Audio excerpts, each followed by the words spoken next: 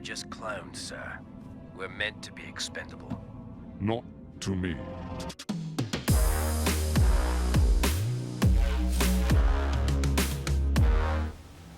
What's going on, guys? Logan JYA here, the Drytron, back at it again with the consistent Drytron deck profile. Be sure to smash that like button, subscribe if you haven't already done so if you want more of the greatest Drytron content on YouTube. I'd really appreciate it. I want to thank all of you guys for sticking it out with me. I know Drytron's not the best deck to be playing this format, but it's still got a lot it can offer. I'm going to show you a nice consistent take that takes some of our greatest lessons learned from Jose, from Jordy, from all the greats, and puts them into one deck. So without further ado, let's get into it. Oh, quick shout out to my boy TK, Tom. I shout him out in the profile too, but want to shout him out as well for a lot of credit on this profile.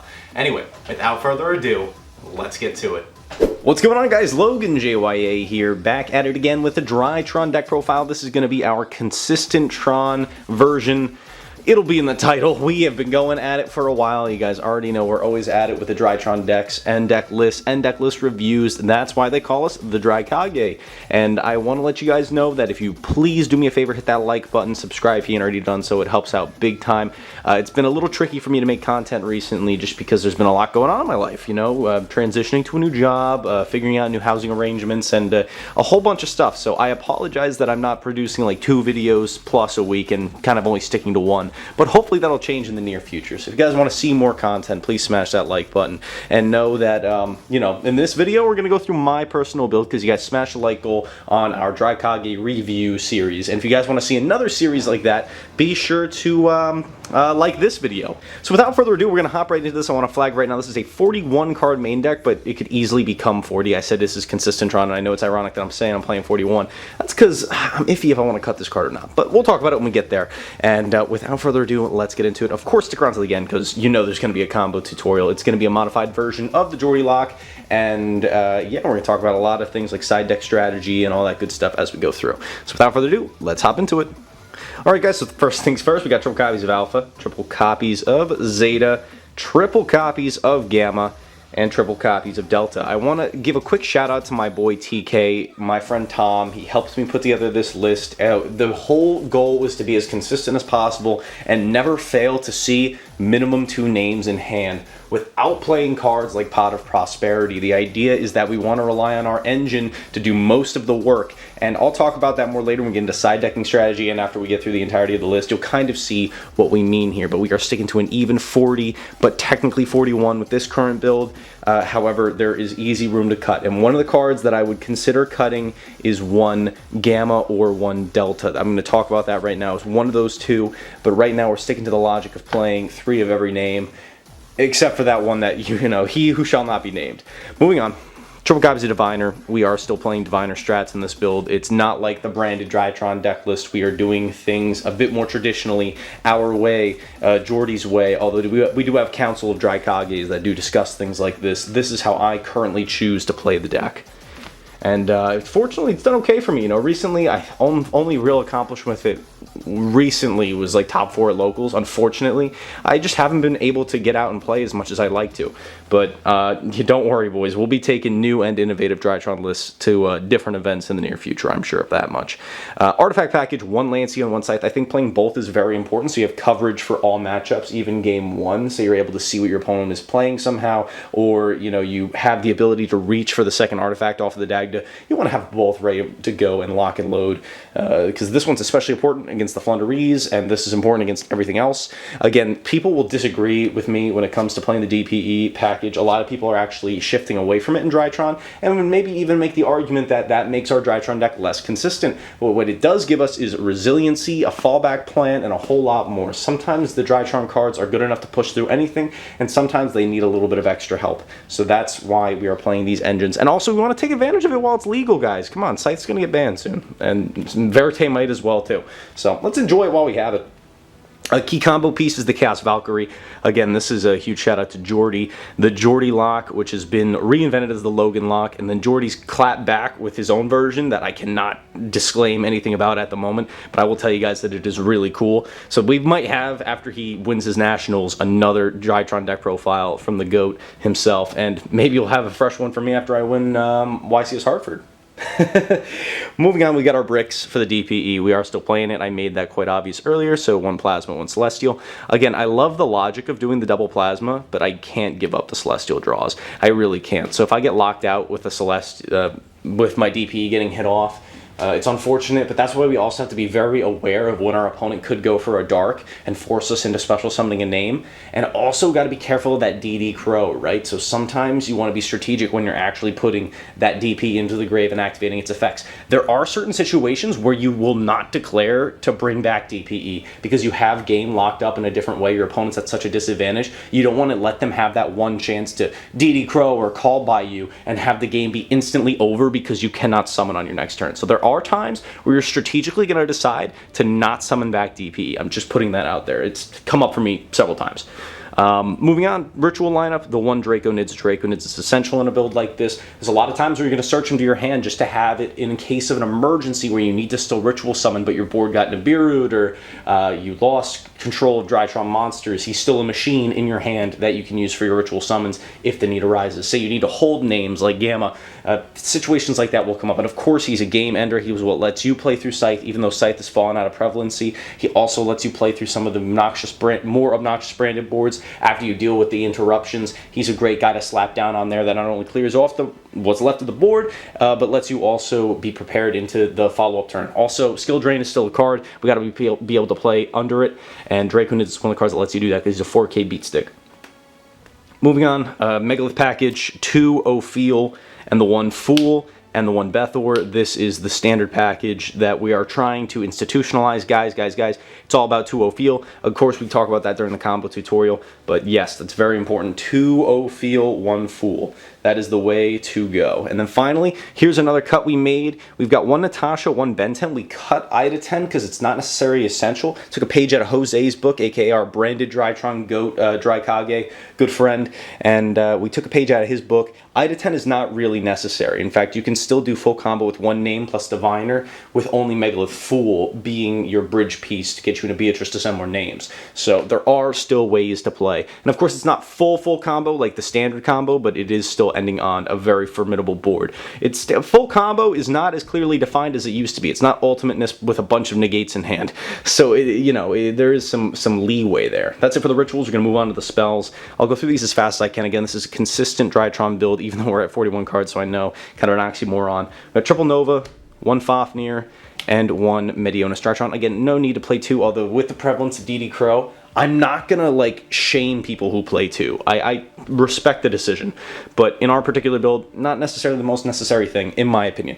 But I do see the case for it, and maybe, say I have a negative experience at locals. Let's also not forget the time I got second at the PPG, I was playing 2 with a card, although I was signing one of them out a lot. Man, I don't know. Maybe that's the key. Maybe 2 Medionis is the key, but right now we're playing 1. And more consistency, we got triple copies of Cyber Emergency. Of course, search out any of your good cards in your deck. 2 copies of Preparation of Rites to search into your ritual monsters, help play through hand traps. Again, I'm not a big fan of Triple Tactics talents, and I will flag before we wrap this up that we actually are not main decking any hard-going second cards. That's right, no droplets, no imperms, no hand traps, no nothing. We are using exclusively engine cards to either break boards or put up a formidable board. And let me tell you why. So, game 1, if your opponent is playing Flunderies or that dirty degen stuff, and you just don't really have a chance of winning, you can just drop the game and know that your deck is strong enough to win game 2 and 3 just like that. However, rarely will there be a circumstance where like the board is that unbreakable. Against Despia, against Sword Soul, against a lot of the more relevant decks, you can burn through them. Eldritch, oh my god, easy clap. You can absolutely run through their boards and either facilitate an OTK or an unwinnable scenario for them. So there's a lot of game 1s where engine cards can just get the job done. That's why we don't play any hard going second cards, because when we do win that die roll, we want to guarantee full combo every single time. And more names means more resiliency through hand traps. So that's our logic there. Got the 2 copies of Fusion Destiny. There's still no reason not to play the second copy because it helps, if the first one gets interrupted, the Verte gets interrupted, or it also lets you if you hard draw it. Hard drawing is not a bad thing. 1 Foolish Burial as another Drytron name. It's another cuttable slot too, if you wanted to get it to the even 40. And this is another cuttable slot, is the 1 Call by the Grave, although I think it's a pretty strong card. I'd probably cut one of those names before cutting the Call by. So that's everything for the main deck. 41 cards, but it could easily be 40 if you really want to max out that consistency. Now I'll move on to the side deck. I'll keep it pretty quick. We do still play the one orange light in the side. I think it's very important for when you're going first. You know you're going first, you bring this in, and it serves as your anti-droplets card in a way where if you were to get droplets, you can have additional interruption. Now here's the thing. We were dodging droplets really hard with our combo, our main combo, inspired by Jordy. It literally is his combo, just slightly improved. And but still orange light's important to have. It also helps you play around other hand traps if you can search this early enough. It's important to bring in, I think, in games 2 and 3. You could even make a case for main decking this, I would argue that much. And not even as a going second card, as a going first card. So there's that. Of course, we are still in the camp of the triple Lava Golem in the side deck. There's a lot of matchups, especially against the Adventured Espia deck, where this card absolutely obliterates them. It's so strong, slapping it down on top of that token and on top of that Mirror Jade. Of course, you're not playing around the Brandon Red there, but that means you get to hold your droplets for that. Or, you know, you can search an orange light. Again, it's a little weird. It can be a tricky matchup. But yeah, I would say that also there could be a strong case to make for side decking like heavy hand traps in this deck. I do think that is a possible option, similar to Stephen J. Trifanowski's logic with his most current pendulum list. I think that there is some logic there. I don't know if I would do it. I think it's something to test though, so it might be something I want to test in the future. However, you're going to see our side deck strategy right now. Got the second copy of Lancia. I would like to have this at 3, but I wanted to leave room for the orange light, so I'm unfortunately side decking the orange light and the one other copy of Lancia, but I'd like to find room for the second copy of Lancia on the side or the main. And then the one copy of Token Collector. It's important to have the access to this card so you have an auto win button against the Sword Soul matchup that you can send off of Beatrice. It's so easy to integrate that combo line into your plays. Moving on, we got triple copies of Verdant Droplets. Some people are going to say this is lackluster, but it's actually, I think, pretty important. There's a lot of matchups where you want to have this card.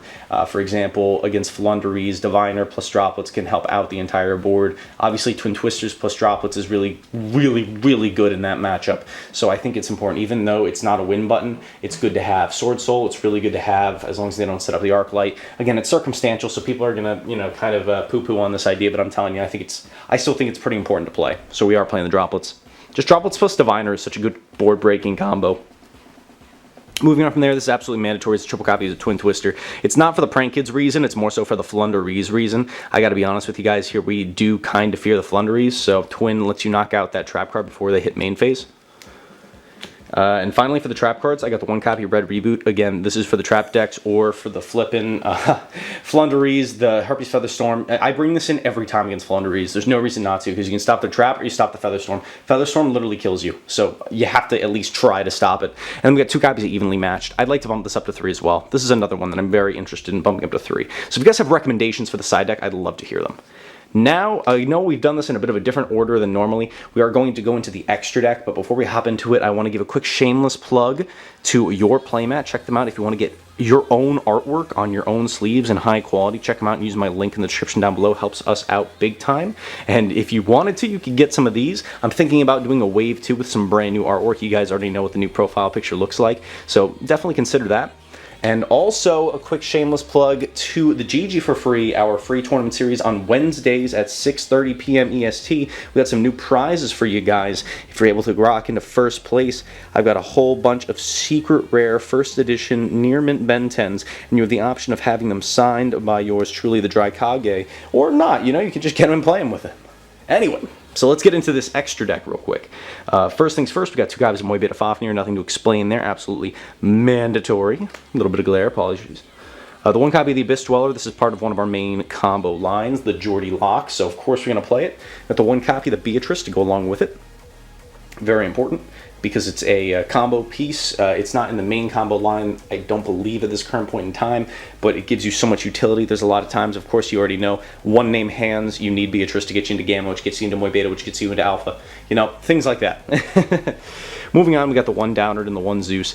Theoretically, if you were trying to cut down on the Exceed package, I know a lot of branded Drytron lists are playing fewer Exceeds. Some of these cards are cuttable, but given how we're playing this deck, like the maximized toolbox that it really has the capability to be, you're not going to see me cutting these anytime soon. So that's it for the Exceed monsters. We're going to move on to the links. Another page out of Jose's book that I really enjoy is the Relinquished Anima, because there's not really a downside to playing this over the Link Revo, except for some few minor situations options, but that's the reason why we don't play Nightmare Phoenix either. It's because we're playing Anima and we're playing the Dark to go along with it. Yeah, maybe it's an excuse for me to play this copy, but it's actually really, really insane. There's times where you're going to be stealing Mirror Jades left and right, or DPEs, whatever you want to steal, you can steal it out of the opponent's grave. Just make sure that it cannot be normal summoned or set. One condition you have to be aware of.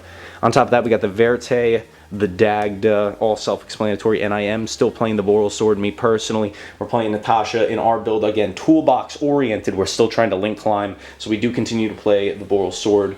If you didn't want to, you could get away with it, but we don't have as much pressure to apply in a build like this, like the branded build.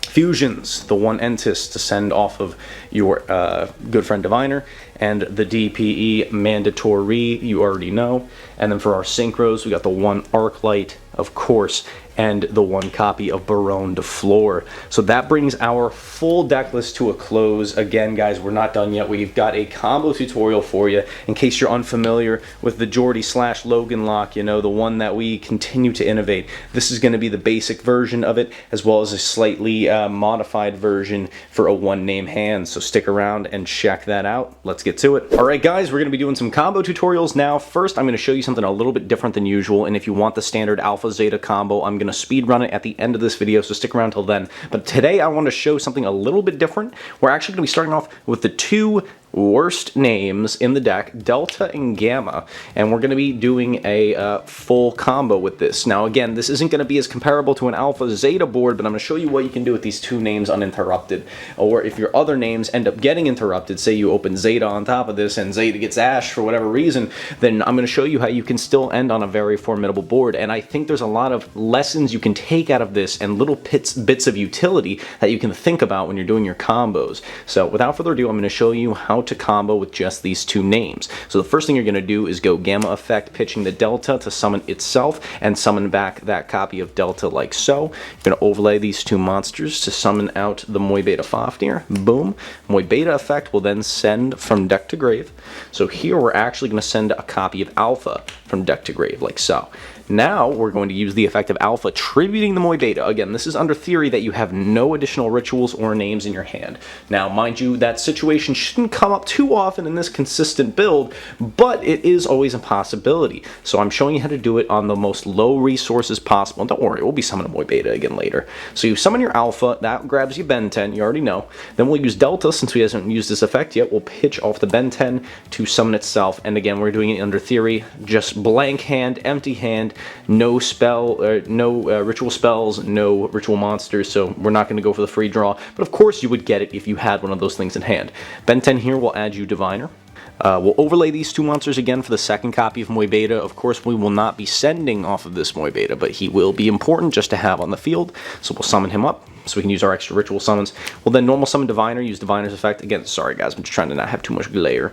We'll go for Diviner's effect, and that will send our Herald of the... Nope, not that. Nope, not that. That will send our Herald of the Arclight, like so. And Herald effect here is actually going to add us our ritual spell. We're going to search it this way.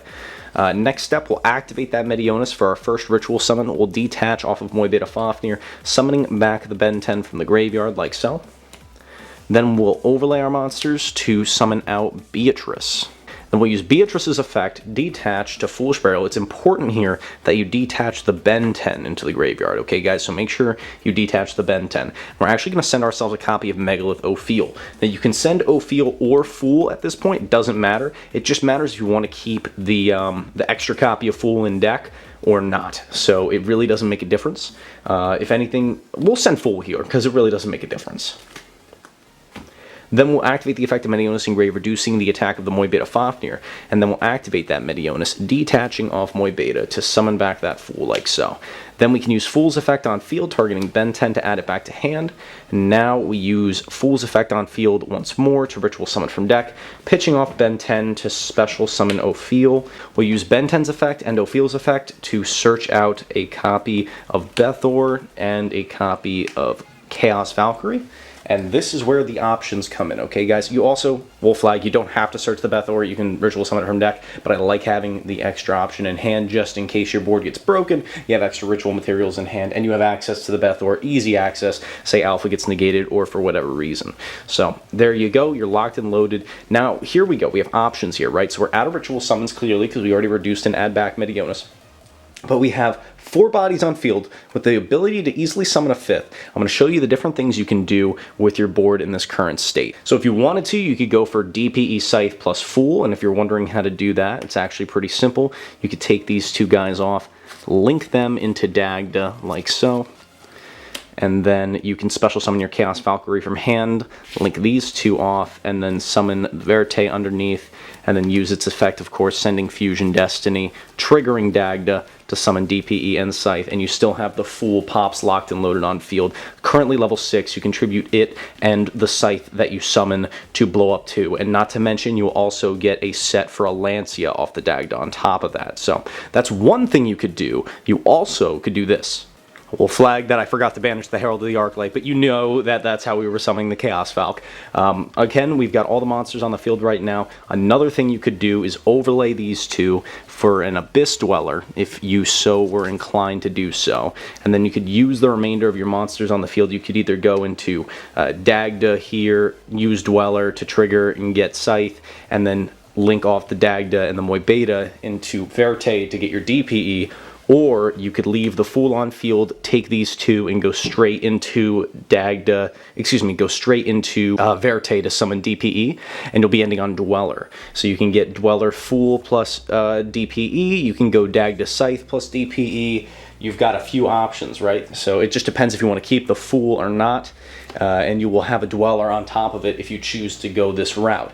Now, that's it for this more fun version of the combo that uses Gamma plus Delta. We're going to wrap things up real quick by doing a quick combo with the Alpha Zeta line, a quick speedrun version of it, so you guys can kind of see what the main line looks like when you're doing it properly. And then we'll bring the video to a close. So don't forget to smash the like button, and let's get to it. Alright guys, for the last combo tutorial of this video, we're going to do a speedrun Alpha Zeta combo of the Geordie/Logan lock. This is the combination of Geordie's lock with my slight improvements. So without further ado, we're going to go into it as fast as possible. That's right, Alpha's going to pitch Zeta, adding the Ben 10 Zeta effect, pitching off that Ben 10 summon, searching out Medionis. Ben 10 effect will trigger, adding Diviner like so. Overlay these 2, summoning Moibeta Fafnir. Moibeta's effect will send Gamma. Normal summon out that Diviner. Use its effect to send... Oh, I'm biffing it! Use its effect to send Herald of the Arclight, raising its level to 6 and giving us another search. This is going to grab your copy of Megalith Ophiel. At this point, you are currently at an impasse because your next summon will be Ophiel, which will be number 5. If they nib you here, that's cool because you're getting a search off of the Ophiel to grab Fool, like so. If they do not, your next summon is going to be Barone the Floor to put you into the safety zone, alright? Next step, we use the effect of Gamma Engrave. Now that we're safe from nib, pitching off the Fool, summoning itself, and Zeta back from the grave. Use Medionis' effect, reduce Gamma, add back to hand like so. Next you can take these 2 monsters, link them off, summon up your Dagda over here. Next we'll activate the Medionis Drytron, detach off of Moibeta, triggering the Dagda, getting you the Scythe into the back row. Ritual summoning out the Fool from grave, triggering the Fool's effect on field, adding back the Ben 10 from grave. This is in the graveyard now. Using Fool's effect on field, pitching off that Ben 10. Special summoning out Ophiel. Effect of Ben 10 Chainlink 1 Ophiel Chainlink 2 will grab Valk and Bethor, like so. Next, we can take the Chaos Valk, special summon it by banishing the Herald of the Arclight. Overlay these 2 monsters to summon out your Abyss Dweller. Take the Dagda and the Moibeta, link them off into Verte. Verte effect will send your pieces and your fusion, not in that order. I'm actually doing a reverse, but you know what I mean. Send those 2, special summon out your DPE. Proceed to the end phase, using DPE's effect to blow up itself and Verte Anaconda, triggering DPE's effect Engrave to come back during the standby phase, passing turn to the opponent. Draw phase, go for Dweller to bait out any droplets. Standby phase, go for Barone. Tag out to summon, is this it? No, that's Celestial. Summon Diviner. Use Diviner's effect to send Entis. And using Entis' effect to pop the Scythe. Scythe effect on field. And then DPE comes back. So you're safe from droplets. They'll be under Dweller if they droplets the Scythe, and you'll still have DPE come back and the potential for a live Fool. Now you can dodge droplets even harder with one extender because you get to leave the Dagda on field, and when you leave the Dagda on field, if they droplets the scythe, you get to blow up the scythe and the Dagda with your DPE, triggering Dagda's affecting grave, bringing back scythe, and bada bing, bada boom, you already get it. So that's it for the combo tutorial. I hope you guys enjoyed this video. Be sure to smash that like button, subscribe if you haven't already done so, and that's all I got today. Logan YuGiOh, sign off. Have a great day. I'll see you chumps later. Peace. 心の隙間埋め